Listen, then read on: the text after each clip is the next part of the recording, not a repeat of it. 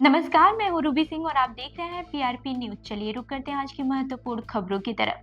राजस्थान की राजनीति और प्रशासन में बड़ा भूचाल आने वाला है। बीकानेर में गौचर भूमि बचाने के नाम पर संत समाज ने ऐसा आंदोलन छेड़ने का ऐलान किया है जो सीधे सरकार के फैसले को चुनौती देता दिख रहा है। 27 जनवरी को देश भर में साधु संत बीकानेर पहुंचेंगे और कलेक्ट्रेट पर महापड़ाव डालकर सरकार को घेरेंगे।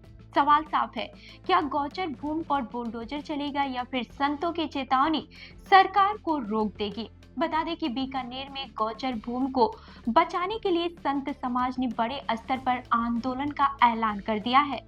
बीकानेर विकास प्राधिकरण यानी कि बीडीए द्वारा गौचर भूमि के अधिग्रहण के विरोध में देश भर में साधु संत 27 जनवरी को बीकानेर पहुंचेंगे और जिला कलेक्ट्रेट पर महापड़ाव डालेंगे। इस आंदोलन को लेकर संत समाज ने बीकानेर में प्रेस वार्ता कर प्रशासन और सरकार को दो टूक चेतावनी दी है। प्रेस वार्ता को संबोधित करते हुए राष्ट्रीय संत सरजू दास महाराज ने कहा कि गौचर भूमि केवल जमीन का टुकड़ा नहीं बल्कि पशुधन, ग्रामीण जीवन और स्थानीय अर्थव्यवस्था की रीढ़ है।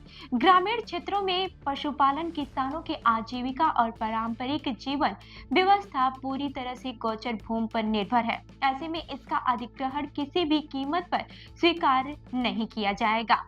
संतों ने साफ शब्दों में कहा कि गौचर भूमि का खत्म होना किसानों, पशुपालकों और गौवंश के अस्तित्व पर सीधा हमला है।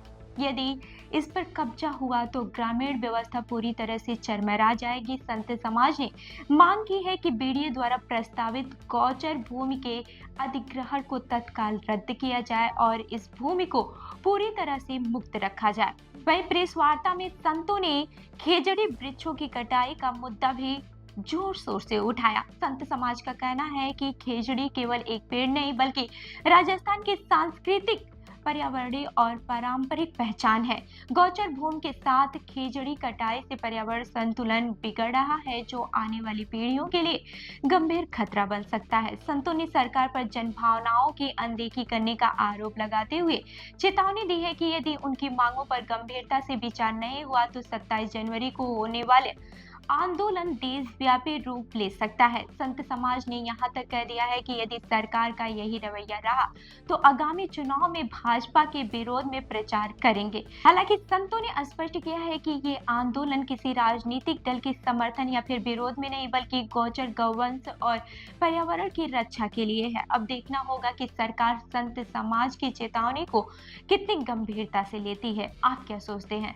गौचर भूमि बचनी चाहिए या विकास के नाम पर अधिग्रहण जरूरी है? कमेंट करके अपनी राय हमें जरूर बताएं और ऐसी ही अन्य खबरों के लिए हमारी वेबसाइट www.prpnewsindia.com पर विजिट करें। धन्यवाद।